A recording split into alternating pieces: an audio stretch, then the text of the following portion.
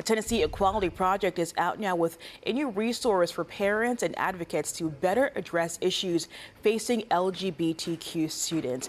We've been learning more about this 66-page document that was just released by the Tennessee Equality Project. We have Blake Easton now here in studio to better explain what this is aiming to do. Hey, good morning to you, Dekia. Yeah, so one part looks at the issues impacting LGBTQ students. The other part is essentially their response to a new state law that requires teachers to notify parents if they wish to use a different gender identity at school. So Chris Sanders, executive director of the Tennessee Equality Project, says the initial response following the law was chaos. The law is the law, but there was no guidance on how school districts were to follow it.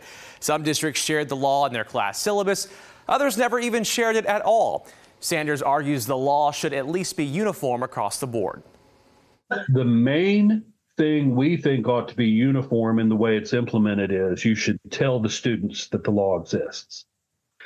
If you don't, you set a trap for students. The law exists. The teachers and principals are going to implement it.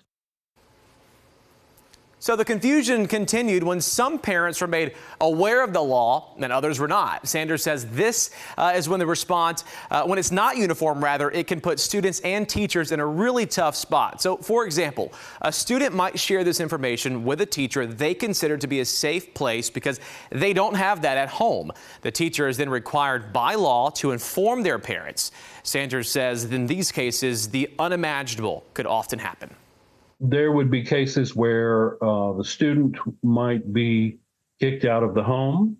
The student might be hit. The student might be punished in other ways, everything from not being allowed to participate in extracurricular activities to being put in so-called conversion therapy, which is an effort to change the student's gender identity to conform with a more traditional binary definition of male and female. So it really is quite a list of harms that could befall a student. And that's why we think it's so important to inform students about the law. So Sanders says another action step for advocates to consider and parents is to take this and be familiar with your school board. He says a 66-page document can be used as a resource to continue this conversation. Nikel? Thank you.